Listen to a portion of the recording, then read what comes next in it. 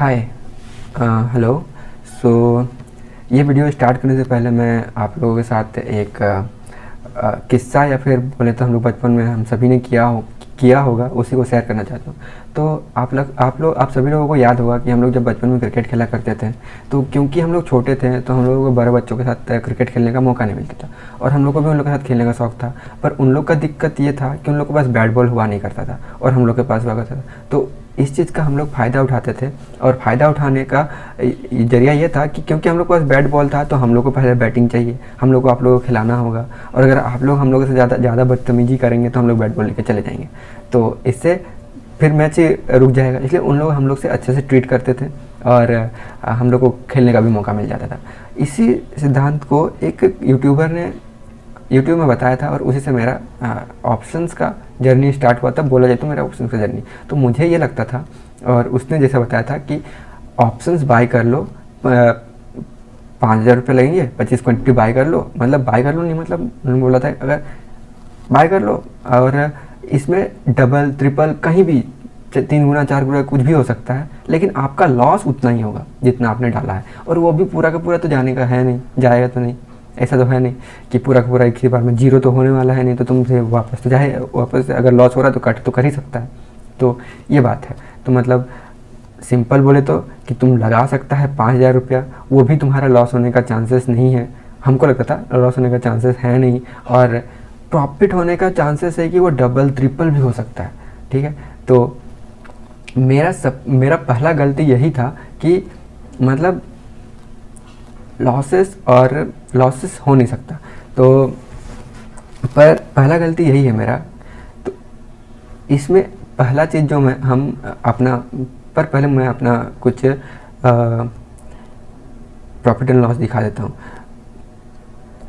ये मैंने 5 दिसंबर से शुरू किया था, मैंने ट्रेडिंग अपना मतलब कंसिस्टेंट वाला। इससे पहले मैंने कुछ ट्रेडिंग कर चुका था मैं इससे पहले, पर मैं अब कंसिस्टेंटली करना चाहता था। तो तब से मैंने 5 दिसंबर से सीखने से, तो मैंने 5 दिसंबर को पहला ट्रेड लिया, 950 रुपये का ट्रेडिंग हुआ। पर आप देखिए यहाँ पे पूरा दिखाते हैं, इसको बात करते हैं।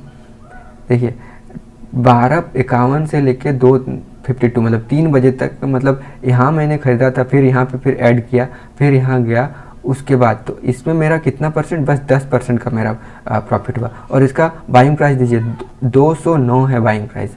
उसके बाद फिर ये मंडे था, ये ट्यूसडे को बाइंग प्राइस है 214, और इसमें मेरा कितना प्रॉफिट हुआ, बस 6% का। बाइंग प्राइस को देखिए आप, 156 हो गया इसमें। ठीक है। हाँ मानते हैं कभी कभी मैंने आउट ऑफ द बॉक्स भी लिया है, पर आपको पता चलेगा। रुकिए ये ट्यूसडे है, फिर से 142। ठीक। और ये है बाइंग प्राइस है 162, और ये वेडनेसडे, ये थर्सडे को देखिए बाइंग प्राइस कितना हो गया 92, और मैंने आउट ऑफ द बॉक्स भी उतना भी आउट ऑफ द, देखिए यहाँ पे मैंने 43,144 का, और मैंने 43,200 का कॉल, बस मतलब इतना भी आउट ऑफ द बॉक्स नहीं लिया है मैंने, उसमें भी 92 का। और मेरा तुरंत बस एक ही कैंडल में मेरा कितना 17% का प्रॉफिट हुआ। और उस दिन पहला दिन मंडे को 3 घंटा बिताने के बाद मेरे को 10% का बस प्रॉफिट मिला था।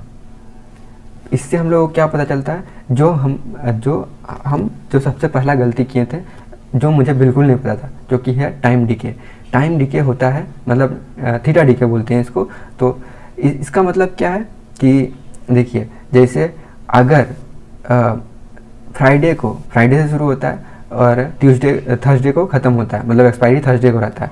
तो फ्राइडे को अगर किसी ऑप्शंस का प्राइस अगर मतलब ऑप्शंस का प्रीमियम अगर 500 रुपया है, तो थर्सडे तक आते आते वो ऑप्शंस का प्राइस 100 में आ जाता है, और वो लास्ट आवर में 20, 30, 40 तक में आ जाता है। मतलब ऑप्शंस हमेशा डिके होते रहेंगे। तो इसका मतलब कि अगर आप जितना ज़्यादा देर तक यहाँ पे बने रहेंगे, मतलब अगर आपने यहाँ पे कॉल लिया और इसको अगर आप 4-5 दिन तक अगर ऑप्शंस में बने हुए हैं, तो ऑटोमेटिकली भले वो आपका प्रॉफिट में जा रहा हो या नहीं जा रहा हो, और अगर इसी जगह पे अगर कहीं कंसोलिडेट कर दिया, कंसोलिडेट मतलब ये ऊपर जा रहा फिर नीचे आ रहा है, ऊपर जा रहा फिर नीचे आ रहा है, ऊपर जा रहा फिर नीचे आ रहा है, अगर ऐसा होते रहा और उसी कुछ टाइम फ्रेम में उसी कुछ प्राइस में अगर बना रहा 2-3 दिन तक, और आप वहाँ पर लगे रहें इस होप में कि मतलब वो ऊपर जाएगा या फिर नीचे जाएगा, आपने पुट या फिर कॉल जो भी लिया होगा, तो आपका ऑटोमेटिकली जो 500 का मतलब प्रीमियम जो आपने फ्राइडे को खरीदा होगा, और अगर आपने थर्सडे को बेच रहे हैं, तो वो आपको ऑटोमेटिकली 100 का उस मतलब ऑप्शंस का प्राइस हो जाएगा, प्रीमियम हो जाएगा। तो आपका कितना का लॉस हुआ? 500% का आपका लॉस ऑटोमेटिकली हो जाता है। तो ये चीज़ मैंने पहली बार पहला गलती करने के बाद मैंने सीखा, और पहला हफ्ता में मैंने ये सीखा था कि ऑप्शंस डिके होता है। तो आप लोगों को भी ये याद रखना है कि ये ऑप्शंस डिके होता है, और ऐसा नहीं है कि मतलब मैं अगर 5,000 रुपया लगा दूँ और ये लग के छोड़ दूँ कि मतलब कि ये ऊपर जाएगा तो मेरा 2-3 गुना हो जाएगा। नहीं, होता है, मतलब 2-3 गुना तो आराम से हो जाता है, फ्राइडे को तो बहुत आसानी से हो जाता है, लेकिन अगर गया तो पूरा का पूरा भी जाएगा। पहले आप जो अभी 5,000 रुपये लगा रहे हैं, ठीक है, आपका अभी क्योंकि मतलब क्या बोलते हैं उसको,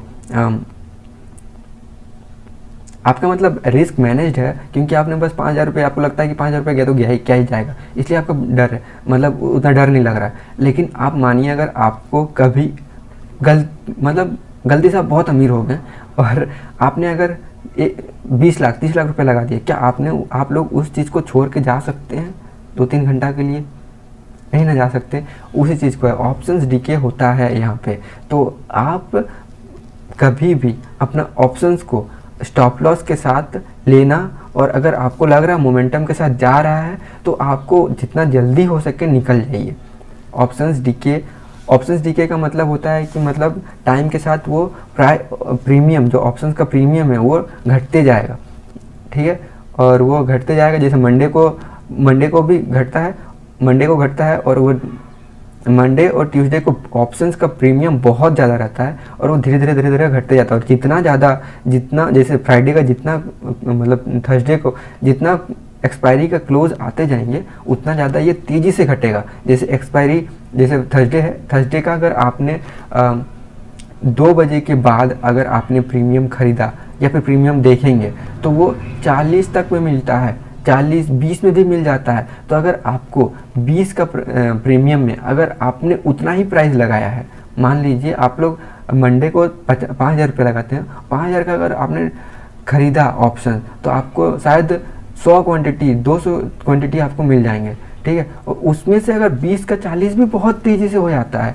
मतलब 100 पॉइंट होगा और उसी में 100 पॉइंट अगर बढ़ गया तो वो 20 का 40 भी हो जाएगा तुरंत, ठीक। तो इसीलिए उस दिन को डबल होने का चांस बहुत ज़्यादा रहता है। तो डबल होने के चक्कर में मत रहिए। और ऑप्शंस डीके बहुत बड़ा कॉन्सेप्ट है, आपको इसका ध्यान रखना ही पड़ता है।